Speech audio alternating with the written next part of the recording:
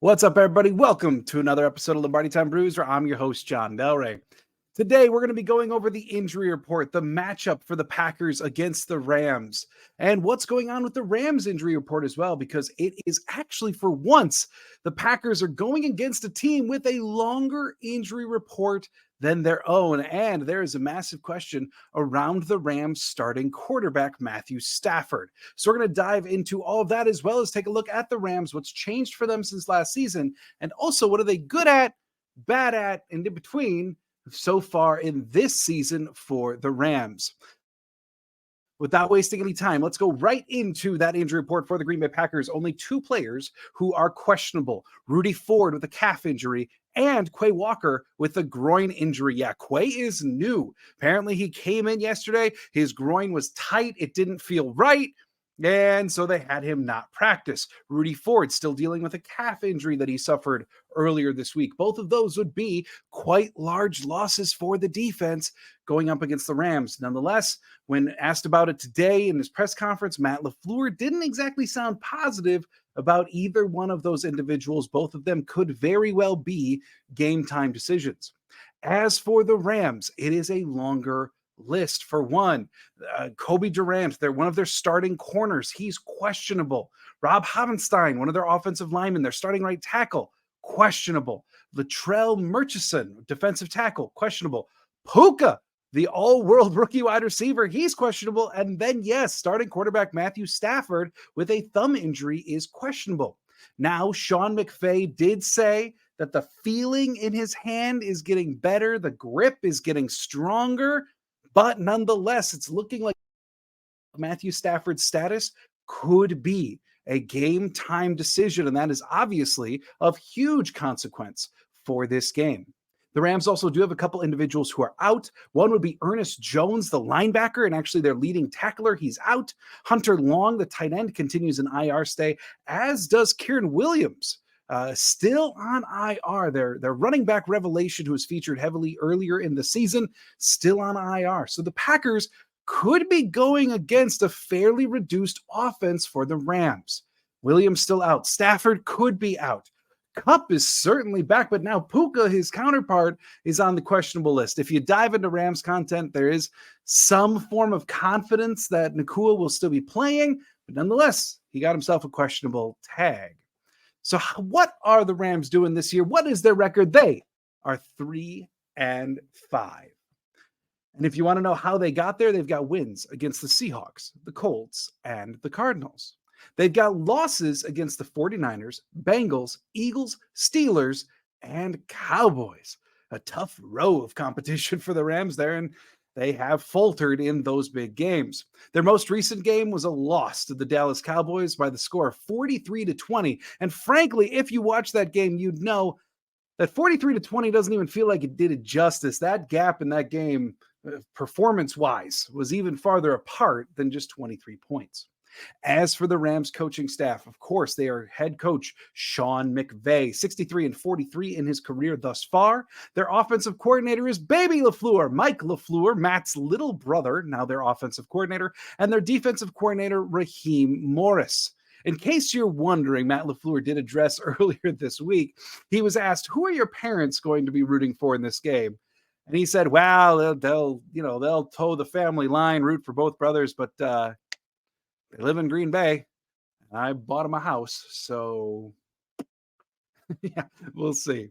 Now, as for who's been lost off of this Rams roster as opposed to last year, the Rams are in a relatively familiar spot to the Packers. This was a team very, very tight up against the cap. So they saw an exodus this last offseason of players who went, and that would include Taylor Rapp, A'Shawn Robinson, Greg Gaines, Troy Hill. And then earlier this season, they traded away Cam Akers.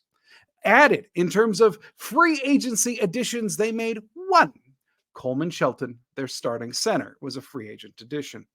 In terms of significant contributors that came out of the draft, They actually had quite a few rookies gaining big playing time for the Rams so far. Round 2, Steve Avila, their offensive guard. Round 3, Kobe Turner, a regular starter for them on the defensive line. Another round 3, Byron Young, an edge player who's actually second on the team in pressures and sacks. We're going to be talking about him a little bit later. And then, of course, round 5, Puka Nacua, the wide receiver out of BYU, who is on pace currently to shatter some of the rookie wide receiver records that have stood for quite a while. So who are these Rams in terms of offense?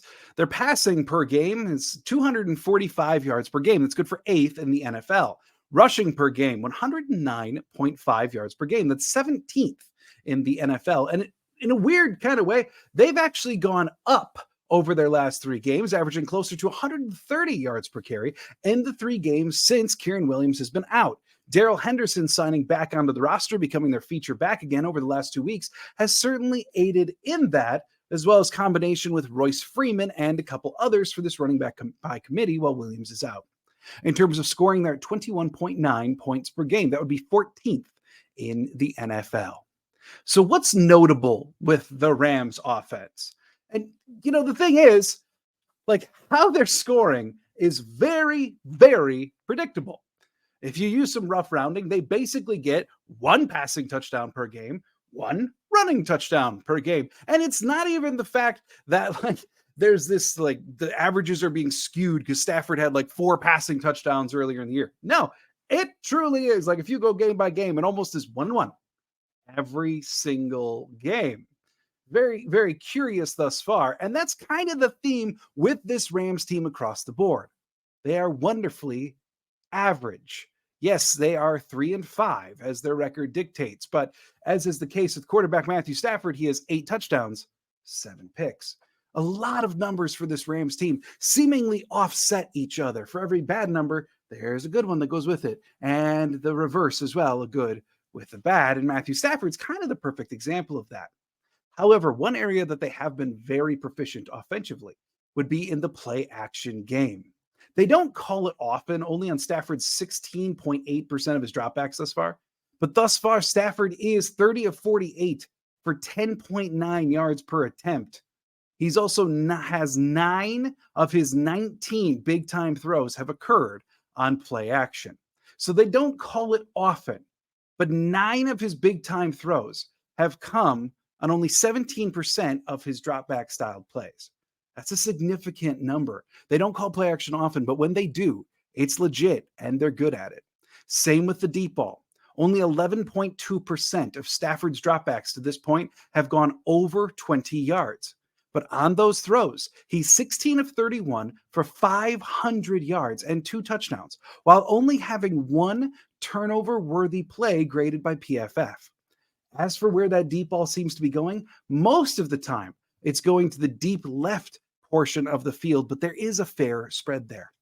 One more number to know about quarterback Matthew Stafford. The Packers need to get after Matthew Stafford. With a clean pocket, he has a 70% completion rate thus far and 13 big-time throws while clean versus only 3 turnover-worthy plays. Now, I did talk quite a bit there about Matthew Stafford, right? And as I said, we don't even know if he's going to play. In fact, after not practicing at all this week, smart money is probably on the fact that he's not going to play. Most quarterbacks, when they don't practice all week, don't play. It's true for most players, but it's especially true for quarterbacks. But here's the thing. The way that the Rams call the game probably won't vary wildly, even whether it's Stafford or Rypien or they go with some other quarterback. And if it's not Stafford, it's probably going to be Rypien. But still, you're led to believe with Sean McVay that their offensive scheme is going to be predominantly their offensive scheme. Maybe they switch to running the ball with Henderson more, but there again, they're just using backups.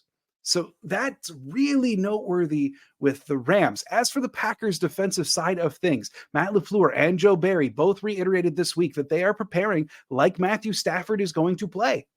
And then if he doesn't play, great. You're still prepared for whatever the Rams are going to trot out. But they're preparing as though Matthew Stafford is going to play. So I figured number-wise, we might as well do the exact same thing.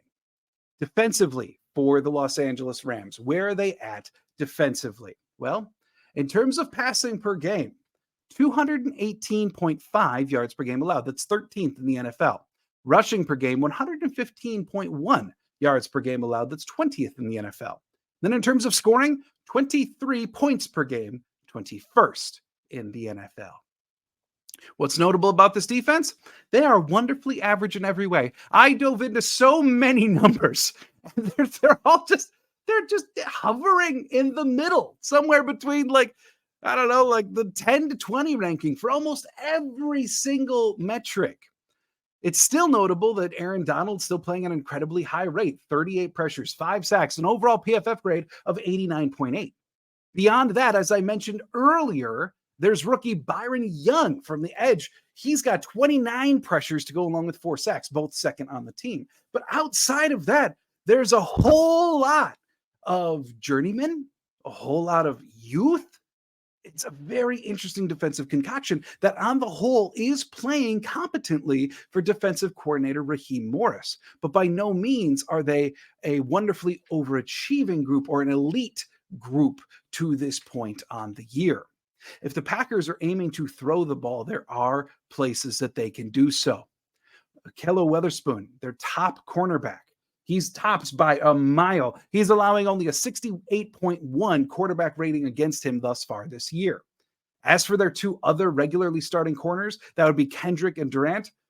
They're giving up 102.9 and 97.5 in terms of quarterback ratings against. Also out for this game, certainly noteworthy, would happen to be Ernest Jones. Jones is their leading tackler by 19 tackles. He's got 55 on the year, 24 of which were stops. In terms of tackling, the Rams, again, kind of average in that department. Even Ernest Jones, their leading tackler, has a missed tackle percentage of about 10.3%. And there aren't tremendous outliers around that either. And in terms of other numbers for the Rams that you got to know, the Green Bay Packers and Los Angeles Rams are tied in terms of turnover margin. Negative 0.3 turnover per game for each team. In terms of sacks per game, they're actually worse than Green Bay. The Rams only get 1.9 sacks per game. That's 27th in the NFL. Penalties per game, well, that's where the Rams are better. In fact, everyone is better than the Green Bay Packers in the penalty department because the Rams get 5.6 penalties called on them per game. That's 7th in the NFL. The Green Bay Packers, dead last, 7.4 penalties against them per game. If you're wondering where the Rams rank in terms of special teams, they would be 24th in the NFL with a PFF grade of 67.8 for their special teams unit. Green Bay, slightly better than the Rams, sitting at 22nd in the NFL. So how exactly do the Green Bay Packers beat the Rams? The thing is, as I mentioned, schematically, it's probably much the same thing. But let's not pretend as though Rypien's the same quarterback as Matthew Stafford. So what's going to happen here is really going to be dictated a lot by the injury report for this game. Even if Stafford plays, though, he still is going to be limited by this thumb injury. He has had this injury once before in his career. He didn't practice that week. He came back, played in that week, and this was back when he was on the Lions. The Lions happened to lose 20-0, I believe it was, that week. So even if it's Stafford, it's still going to be relatively diminished. But the thing is, throwing to the wide receivers he's got, including Tutu Atwell, their speedster who normally plays in the slot, yeah, they could still do some damage to you. So key number 1 to this game is do not let them pick you apart. If the zones called in this game are just like they were called last game against Kirk Cousins, Matthew Stafford will sit back in the pocket and pick you apart. As I mentioned, he's got 70% completion rate when he's kept clean. And given the Packers' defensive performance last week, they didn't get after Cousins that much, and he was able to execute against these wildly spaced out zones. And as we all know, whatever your emotions regarding the trade are, Rasul Douglas is no longer in Green Bay. That is a major loss for their secondary in the immediacy. So one would expect Stafford or Rypien, whoever is playing quarterback, is going to be looking to hit Kupp, Nakua on a lot of intermediate routes that really pierce through the middle of the Packers zone, much like Cousins continually hit Addison last week. The Packers must tighten those zones. They have to. They also have to get after the quarterback. And it can't even just be pressures if you're going against Stafford. Yes, he's much better when he's kept clean, but he still can beat you if he can identify where the blitz is coming from. So you got to get after the quarterbacks and make things messy. Key number 2 for this game. Please, Matt LaFleur, call for help with whatever side Aaron Donald is on. I know the running joke this week out there is the continual insistence by Stenavich, by Gutekunst, that Josh Myers is playing the best football of his career. Well, Stenavich yesterday did go into detail why the Packers organization feels the way that they do about Josh Myers. In spite of that, though, the running joke is Myers is going to be going against Donald this week. If he's playing the best football, we're going to see it. Probably not enough anyway. I know that that's the running theme, right? But the thing is, that's not really how they've been using Aaron Donald this year at all. They don't just line him up over the center. In fact, 233 of his 425 defensive snaps have come out over the tackle. Another 149 of those snaps in the B gap between the guard and tackle. They've only played him in the A gap or even between center and guard. 12 snaps so far this season. It's just not where Donald goes. Realistically, Josh Myers and company is going to have to deal with Kobe Turner a lot more than they are Aaron Donald. Aaron Donald's going to be probably, if they use him like they have in every single game this year, it's going to be outside on the tackles. And given that they probably don't want to attack Zach Tom, given his ability in pass pro, you'd think Aaron Donald is going to be going up against the Packers left tackle a lot. Be that Yash, be that Walker. You got to believe that's where Donald's going to go. Now, in past years, the Packers have done a wonderful job against Aaron Donald, especially Elton Jenkins. Elton Jenkins has done a great job anytime lined up against Aaron Donald thus far in their respective careers. So if that's the side that he goes up on, great. But if they kick him outside of the tackle or lined up directly on the tackle, the Packers are going to need to assign help no matter what side he's on. And that help needs to be a lot more than just a Luke Musgrave chip block that the Packers have loved calling this year that just haven't worked very often.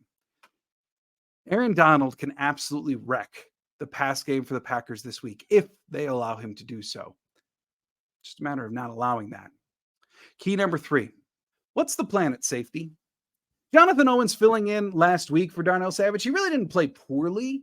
He really didn't. And realistically, you do want him out there on running downs. He's probably the second best tackler in your secondary after Rudy Ford.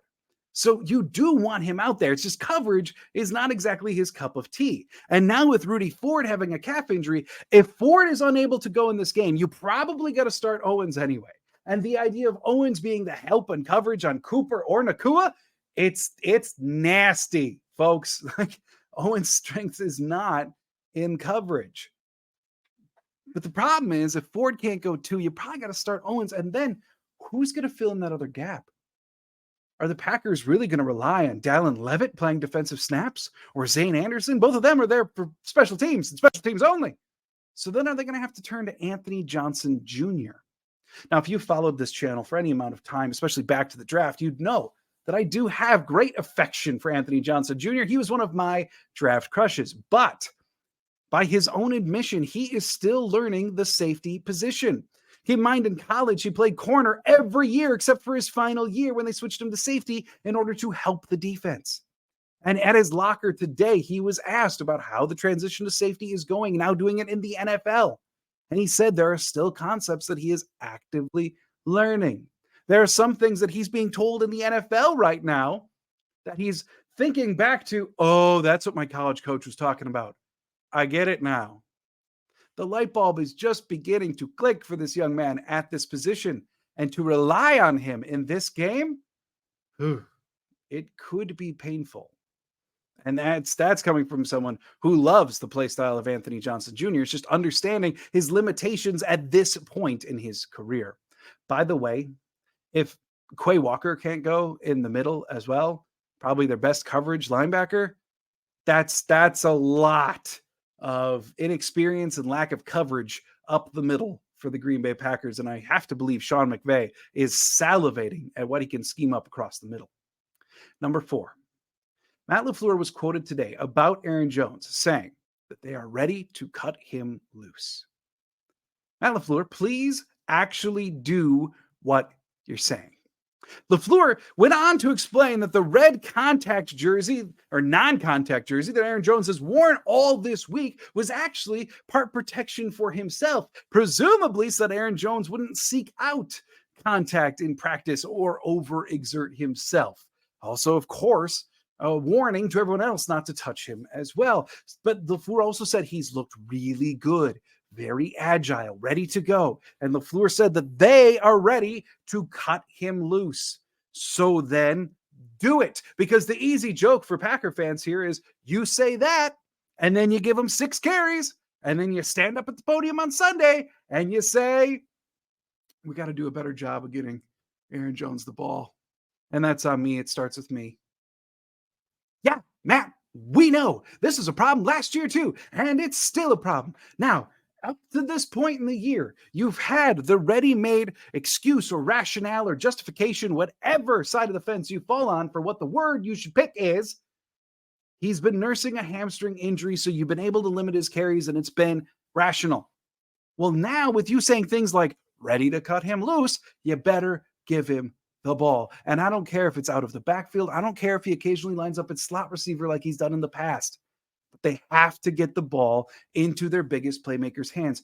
Look, the whole plan for the offense this year was to run it through Aaron Jones. And I'm not talking just running. I'm just saying getting the ball in that man's hands.